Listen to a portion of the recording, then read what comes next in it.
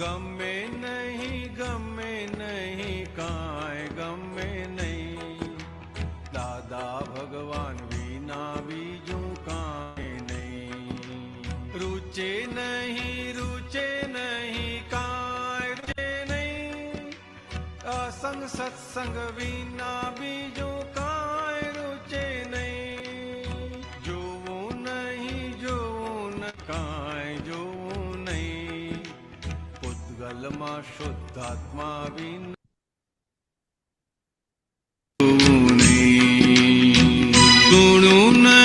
સુણું નહીં કાંઈ સુણું નહીં, દાદા વાણી વિના બીજી વાણી સુણું નહીં. સૂંઘું નહીં કાંઈ સૂંઘું નહીં, આતમ ફોરમ વિના બીજી સૌરભ સૂંઘું નહીં. ખાવું નહીં કાંઈ ખાવું નહીં, સ્વાતમ પુષ્ટિ વિના બીજું ખાણું ખાવું નહીં. સ્પર્શું નહીં કાંઈ સ્પર્શું નહીં, અવિનાશી દ્રવ્ય વિના ક્યાંય સ્પર્શું નહીં. વાંચું નહીં કાંઈ વાંચું નહીં, આપતવાણી વિના બીજી વાણી વાંચું નહીં. ગાવું નહીં કાંઈ ગાવું નહીં, મુક્તિ સુખ વિના બીજા પદો ગાવું નહીં. કરું નહીં કરાવું નહીં, અનુમોદું નહીં, ચરણ વિધિ વિના બીજી વિધિ કરું નહીં. અબુધ છું વ્યવહારે કાંઈ જાણું નહીં, આપત સૂત્ર વિના બીજું જ્ઞાન જાણું નહીં. ખપે નહીં કાંઈ ખપે નહીં, સ્વાનુભૂતિ વિના બીજા લક્ષ્ય ખપે નહીં. બેસું નહીં કશે બેસું નહીં, પરમહંસની સભા વિના ક્યાંય બેસું નહીં. વિશ્વને કલ્યાણકારી રિયલની સગઈ, કેવળ દાન પરિણામે એવું લખમય. વિશ્વને કલ્યાણકારી રિયલની સગઈ, કેવળ દાન પરિણામે એવું લખમય.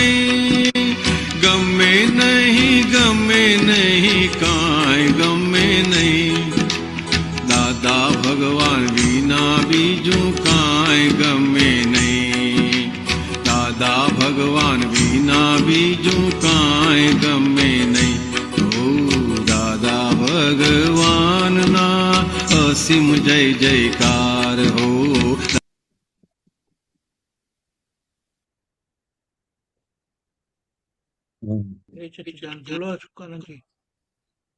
હા, જય સત્યાનંદ. હા, પ્રકાશ પાડજો. હા, કહે કે ગમે નહીં કઈ ગમે નહીં, દાદા ભગવાન વિના બીજું કઈ ગમે નહીં. સમજાય ને? તો આ પુરુષાર્થ ભાગમાં આપણે જો આને લઈએ તો કે ભાઈ દાદા ભગવાન એટલે કે શુદ્ધાત્મા સિવાય બીજું તને શું શું ગમે છે, કઈ વસ્તુઓ ગમે છે, બરોબર? તો કે એની એક આપણે નોંધ રાખવાની કે કઈ જગ્યાએ હજુ આ હસમુખ આનંદજીને રસ છે, સમજાય? અને એ શેના આધારે છે, સમજાય ને? તો કે એવી કઈ સમજણ છે એને કે એની અંદર હજુ એને રસ રહ્યા કરે છે. તો કે એ જે વસ્તુનું આપણે લિસ્ટ જોઈશું તો કે એક તો લોકોના આધારે, લોકોએ કીધું છે કે આમાં મજા છે, તો કે એના આધારે અંદર એને મજા આવે છે. બીજું તો કે એની અંદર એવું છે કે આ કરીશું તો આપણને આનંદ થશે, તો સુખની માન્યતાના આધારે એને સુખ આયા કરે છે. એટલે કે લોકોના કહેવાથી એને પણ અંદર એવી સુખની, કારણ કે લોકોના પરિચયમાં આવવાથી એ લોકોને જે માન્યતા છે એ માન્યતા એને પણ અંદર ઘર કરી ગઈ છે. એટલે પાછલી અજ્ઞાન દશાની જે માન્યતાઓ છે, તો કે એ જે વસ્તુ જ્યાં જ્યાં પણ ગમે છે એ દરેક જગ્યાએ એનો ભાગાકાર કરતા કરતા એને કહેવાનું કે આ બધી જ વસ્તુઓ રિલેટિવ છે, ટેમ્પરરી છે, વિનાશી છે, અને આમાં સુખ નામનો ગુણ છે જ નહીં. તો ધીરે ધીરે કરતા એ દાદા ભગવાન એટલે કે પોતાની શુદ્ધાત્માની અંદર જે અનંત સુખ પડ્યું છે, તો કે એ વસ્તુ ધીરે ધીરે એના સિવાય બીજું કશું ગમવા લાગશે નહીં. એટલે જ્યાં જ્યાં પણ આપણે કરીએ છીએ, એટલે સવારથી સાંજ સુધી આપણને જોઈએ તો કે ભાઈ નાહવામાં સુખ આવે છે, ખાવામાં સુખ આવે છે, ફરવામાં સુખ આવે છે, મોબાઈલમાં સુખ, તો કે દરેકે દરેક વસ્તુઓનું આપણે ધીરે ધીરે કરીને એનાલિસિસ કરતા જઈશું તો આપણને એની અંદર જે સુખની માન્યતાઓ જ્યાં જ્યાં કઈ કઈ માન્યતાઓ છે, પહેલા માન્યતાઓ આપણને દેખાશે કે આના આધારે મને સુખ આવે છે. સમજો ને, સમજા મોબાઈલ હોય છે તો મોબાઈલમાં આપણે શું જોઈએ છે એ પરથી આપણને ખ્યાલ આવે કે આપણી અંદર કઈ કઈ બધી માન્યતાઓ અંદર પડેલી છે. તે માન્યતાઓ દેખાશે અને એ માન્યતાઓને પછી આપણે અંદર સવડી કરતા જઈશું તો ધીરે ધીરે ધીરે ધીરે એ બધી અવળી માન્યતાઓ સવડી થતા થતા પોતાની અંદરનું જે સુખ છે એ તરફ આપણી દ્રષ્ટિ મંડાતી જશે. અને મંડાતી જશે પછી એક વખત એ બાજુ જશે પછી ધીરે ધીરે વ્યવહારની વસ્તુમાં ભોગવશે ખરો, બધી જ વસ્તુઓ વાપરશે ખરો, પરંતુ એને સુખ શેમાંથી આવશે? તો કે પોતાના સ્વરૂપમાંથી જ એને સુખ એ લયા કરશે. વાપરવું વસ્તુ અલગ છે અને એમાં સુખની માન્યતાઓ કામ કરવું, એ બે બહુ હ્યુજ ડિફરન્સ છે. સમજાય? આપણે તો એમાં જ સુખ છે એના આધારે જ તે તરફ દોડ દોડ કરીએ છીએ. સમજાય? અને દાદાને કેવું હતું, દાદા બધી જ વસ્તુઓ વાપરતા હતા, પરંતુ સુખ શેમાંથી લેતા હતા? તો કે પોતાના શુદ્ધાત્મા એટલે પોતાના સુખના આધારે જે જીવતા હતા.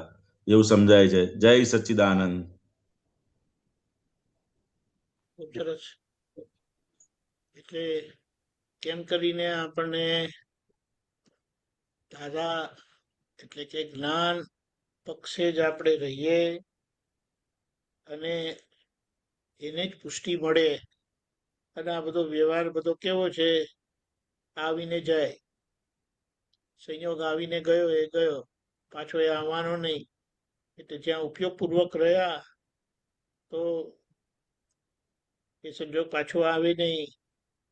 એટલે કહેવાનું શું કે આ રીતે આપણે સંપૂર્ણ શુદ્ધ ઉપયોગ એ કેવળ જ્ઞાન છે. અને એની યાત્રા આપણને દાદાએ બહુ સરસ કરાવી છે. એનો મેપ આપી દીધો છે. હવે એમાં આપણી ભૂલ ના થાય એ જોવા માટે આ પદને આપણે ખૂબ વાગોડીશું. જય સચ્ચિદાનંદ.